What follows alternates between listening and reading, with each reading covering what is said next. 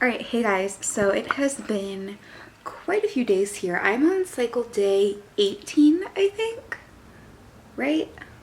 I should check and actually know what I'm talking about. I didn't come on at ovulation time because I don't really know if I've ovulated until after the fact. I'm on cycle day 19 today. So I am somewhere in the range of between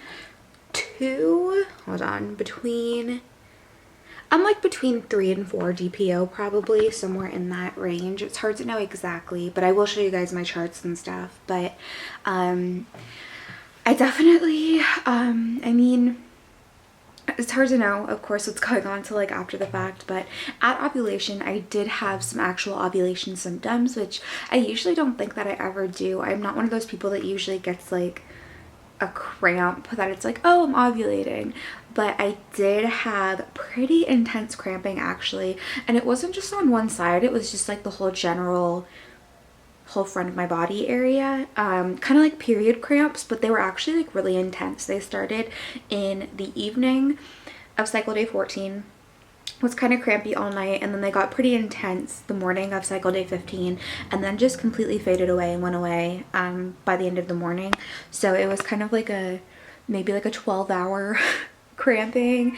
So I can hear the baby waking up. If you hear noise in the background, it's his baby monitor. He's waking up already. Joy. But yeah, so I mean that it coincided with when I should have ovulated, so hopefully that's a good sign. I'm sorry I look horrible. I'm trying to not wear makeup and let my skin breathe for a few days because the whole wearing a mask thing is not happy with my skin. So I'll show you guys my charts quick, but yeah, so I'm like 3 or 4 DPO, somewhere in that range. I'll probably start my progesterone tomorrow. I start progesterone after ovulation to help support a pregnancy if it happens.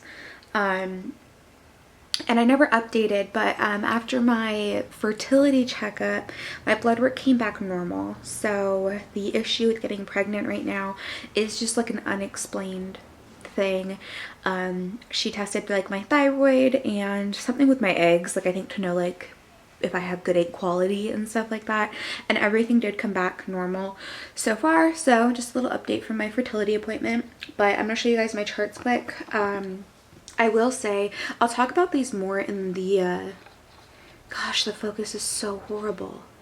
I will talk about these more in like a kind of like tracking your cycles video I plan to do at some point, but I do use proof strips. If you haven't heard of them, you take them, you dip them the same way you would like an OPK or a pregnancy test, and they basically tell you if you have a high enough progesterone serum level to confirm that you've ovulated. So it's just another way to confirm the ovulation has happened, because there will be 2 lines if your progesterone is below, your progesterone serum is below 5, and if it's above 5, which indicates ovulations occurred, you'll only have 1 line. So I did take this test. You're not going to be able to really see it very much. It's not going to focus on something that little, but I did take that and it was positive. I took that when I thought I was maybe 1 DPO, but I could have been 2 or 3. I'm not entirely sure. It's really hard to completely pinpoint it just because my temp rise is usually really slow with my BBT.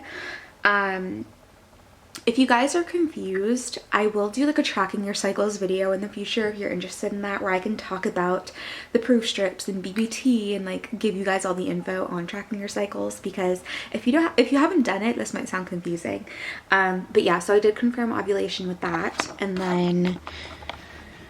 and then I also confirmed ovulation, of course, with my BBT. I started doing my BBT right when my period ended, which was cycle day 7. Although I did spot until cycle day 10. I don't know if that's going to matter in terms of pregnancy. We'll see how this cycle goes. But as you see, I had a dip right there, and then slowly it started rising.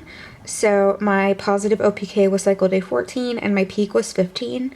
So it's hard to say for sure if I ovulated on cycle day 15 or 16 right there, but as you can see, my temp shift is going up. I'll show you guys this again at the end of my cycle, where you'll be able to see like a long range of my post-ovulation temperatures, but that is what it looks like right now after ovulation. And then these are my OPKs.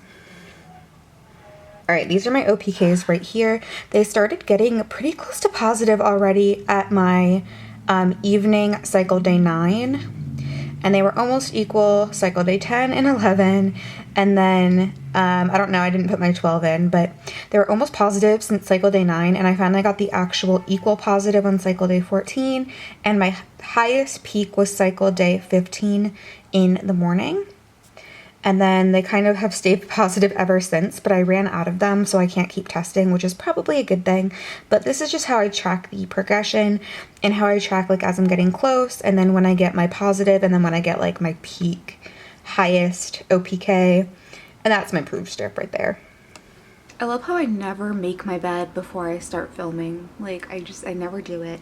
I just wanted to check in with you guys and let you know that I'm gonna end the vlog here for the 2-week wait portion of my vlog, because I want to do a separate video for my like testing days, and I did start testing today, so I feel like I should put that in a separate video to share like my days of testing and stuff.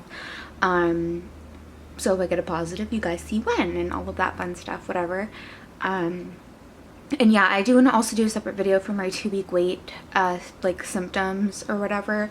So I don't want to put too much else in here, but yeah, I don't even know what to say. It was a pretty uneventful 2-week wait, if I'm being honest. I did really good at just kind of like being really calm about it, and I don't know. It was really chill, and if I'm being honest, I didn't have an insane amount of symptoms, so there wasn't too much to like be obsessively spotting or anything like that. And yeah, I mean, as you guys know, my proof strip showed me when I ovulated, my temps showed me when I ovulated, and there's not really anything else to go on. So be sure to subscribe though, so you don't miss other videos. My next video on my channel will then be my testing videos, so we see if I get pregnant, and then whatever ends up coming after that, of course. So if you want to see other like TTC videos and hopefully pregnancy videos, then definitely subscribe so you can continue to watch, and head over to my Instagram at Becca Halm. That is where I am on like a daily basis, so head over there for daily updates and chatting and whatever. But yeah, I'll see you guys in my next video.